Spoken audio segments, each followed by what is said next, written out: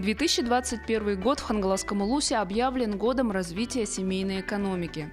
Идея пришла из Чурапчинского Улуса, где в прошлом году в период пандемии жителям Улуса предоставляли земельные участки под картофелеводство, оказывали помощь в закупке теплиц, рассады, поставляли скороспелых животных и птиц для разведения. Данный пилотный проект был высоко оценен на республиканском уровне и рекомендован к внедрению в другие районы республики. В Хангаласском Улусе в рамках года развития семейной экономики население решили обеспечить курами-несушками, поросятами, саженцами малины и черной смородины, рассадой огурцов, помидоров и так далее. Подробнее обо всех мероприятиях объявленного года расскажем в этом репортаже.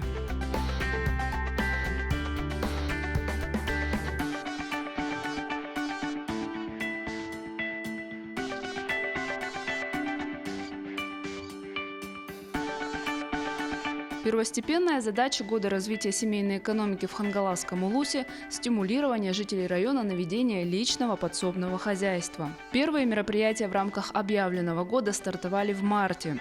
Семьям с личным подсобным хозяйством доставляли зернофураж по льготной цене. Половину стоимости одного мешка субсидировал район. Всего раздали 121 тонну зерна. Одним из получателей стал Иван Ефимов из села Ой. Он около 20 лет разводит крупный рогатый скот и лошадей. У Ивана есть своя конебаза, где пережидают зиму лошади. Их он подкармливает сеном и овсом. Нынче на овес у него ушло меньше обычного, благодаря субсидии со стороны района. Мы подали заявку сразу, и где-то около 20 мешков нам доставили. Это где-то получается 50 на 50. Один мешок стоит 450 рублей. До лета спокойно хватит. Заявки от населения на доставку овса по льготной цене собирали заранее. Также весной объявили о сборе заявок на доставку кур-несушек из Нерюнгринской птицефабрики. Их доставили в июне. Сначала снабдили заречные наслега, затем состоялась раздача в городе Покровске и в долине Эркени. Мы увидели объявление в Инстаграм, что будет такая акция. И позвонили по этому номеру, и нас записали, вот ждали. Уже, правда, не надеялись, времени вроде бы уже много прошло. И вдруг вчера позвонили, оповестили, вот приехали, ждем.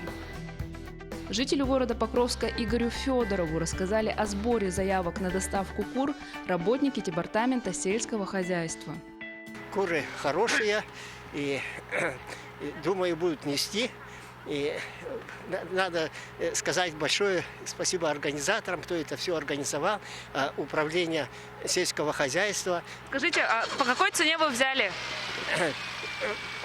По цене по 200 рублей, это очень дешево. Если в Якутске продают по 350 в Якутске, а вот это по 200 очень дешево, потому что управление, то есть администрация района оплатила половину, почти что половина, это большое подспорье нам.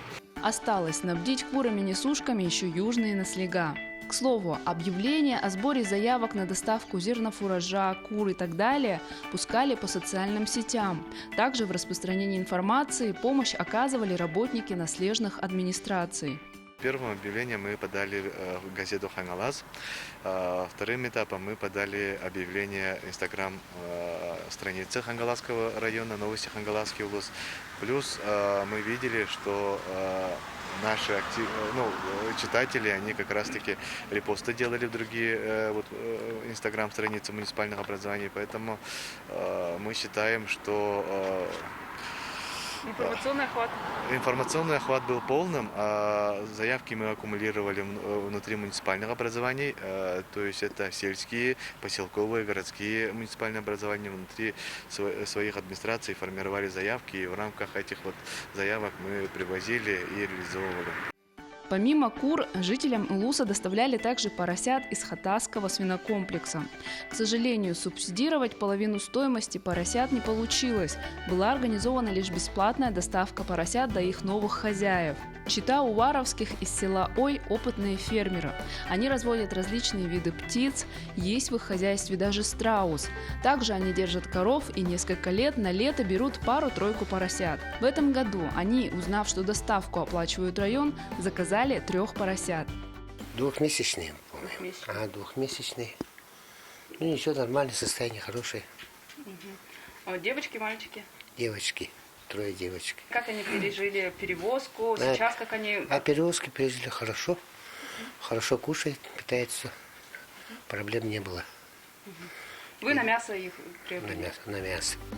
Стоимость одного поросенка из хатасского свинокомплекса нынче составляет 7500 рублей. Семья Уваровских надеется, что в следующем году району удастся субсидировать часть стоимости одного поросенка. Хотелось, чтобы телят тоже продавали бы, чтобы на втором субсидированные, чтобы на следующий год тоже у нас это был продукция. Всего из хатасского свинокомплекса бесплатно привезли 91 поросенка, хотя изначально планировалось доставить 45 особей.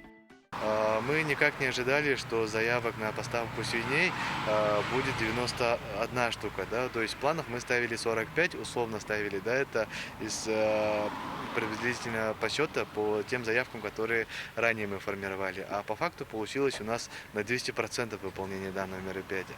А что касается кур, примерно мы рассчитывали реализовать 5000 кур. Это мы брали опыт прошлых лет. Но так как у нас в этом году поставка она произошла чуть позже, кур всего мы реализовали 3200 голов. К реализации мероприятий Года развития семейной экономики также привлекли агрошколы. Например, агропрофилированная школа Мальжигарского второго наслега обеспечила рассадой огурцов, помидоров, перцев, кабачков и даже земляники, клубники жителей села Улаханан. Ранее в школе уже выращивали рассаду для реализации населению, но не в таких объемах. В этом году Департамент сельского хозяйства Хангаласского улуса нам выделил субсидию в размере 100 000 рублей. И мы выращивали рассаду побольше уже, по 1000 штук.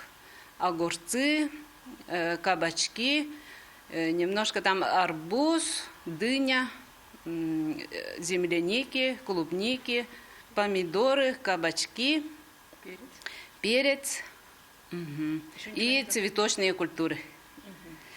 В прошлом году мы продавали рассаду по 40 рублей, а в этом году, как у нас и выделили субсидию, поэтому населению мы продавали по 20 рублей. Вся рассада стоила по 20 рублей? По 20 рублей. И арбузы, дыни тоже? Да, овощные культуры. А цветочные культуры мы продавали как обычно.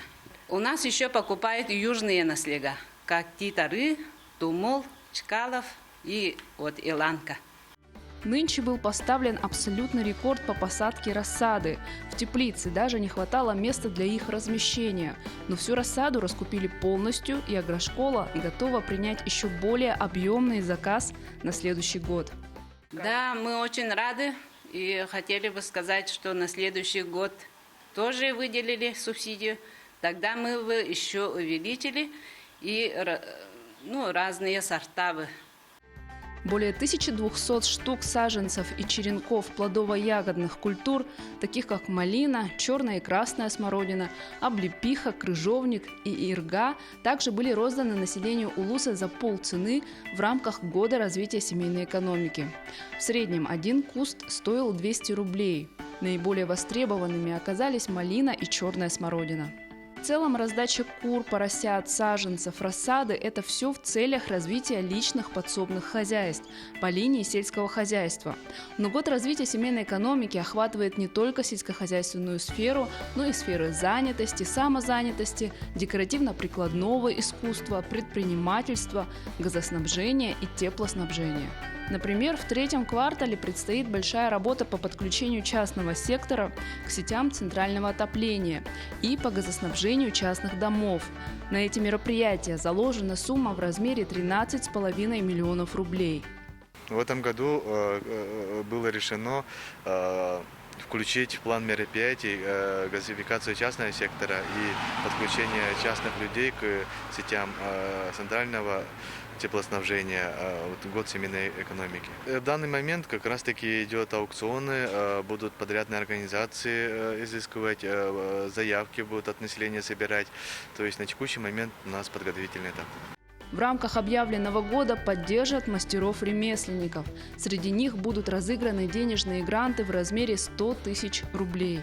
На днях мы ожидаем грант главы, что касается народных ремесленников. Для молодых до 35 лет будет реализован сначала, потом вторым этапом от 35 и старше будет реализовано. И третье это у нас для народных художников тоже будет грант главы. Каждый грант по 100 тысяч. Отдельно будет разыгран грант в размере полумиллиона рублей среди муниципальных образований района. Муниципальное образование, которое наилучшим образом реализовало все мероприятия по данному направлению, именно связанные с годом развития семейной экономики, получит в виде гранта 500 тысяч. На данный момент какие-то можете выделить наследия, которые хорошо реализуют? Да, есть у нас, безусловно, лидеры, есть у нас рейтинги, которые мы разработали. Мы подписали с каждым муниципальным образованием соглашение на реализацию индикаторов, которые нужно будет выполнить. Все в курсе. Но вот сегодня я не готов назвать конкретно вот этих лидеров, потому что до конца года осталось еще половина года, лидеры могут смениться. Жителями Улуса мероприятия в рамках Года развития семейной экономики в целом были встречены позитивно. И многие просят не ограничиваться только одним годом, но и продолжить подобную практику дальше. Все, что касается Года развития семейной экономики, да, если даже мы предположим то, что этот год будет продолжаться, да, то направление скороспелой живности, да, сюда относятся как раз таки куры, она будет продолжена. То есть пользуется большим спросом свежее яйцо дачников для личных подсобных хозяйств. Это всегда будет пользоваться большим спросом. А что насчет саженцев, поросят, рассад, теплиц? Насчет поросят, да, действительно, транспортировку, мы обеспечили в этом году только транспортировку. Вот в этом году мы действительно поняли, что есть спрос на данное направление и надеюсь на продолжение данного направления. Но кто-то говорил, что плохо, что только транспортировку, то есть субсидируют, но можно было бы субсидировать часть стоимости одной особи. Вы этот вопрос рассматривали? Этот вопрос, да, мы рассматривали, вносили предложение, но по причине того, что мы не знали, на какую нишу и какой спрос, какое предложение на данном рынке, мы решили избрать самый такой безболезненный вариант – это субсидирование транспортировки. А на следующий год продолжится ли именно? Безусловно, на следующий год будем планировать, будем настаивать на том, чтобы нас поддержали.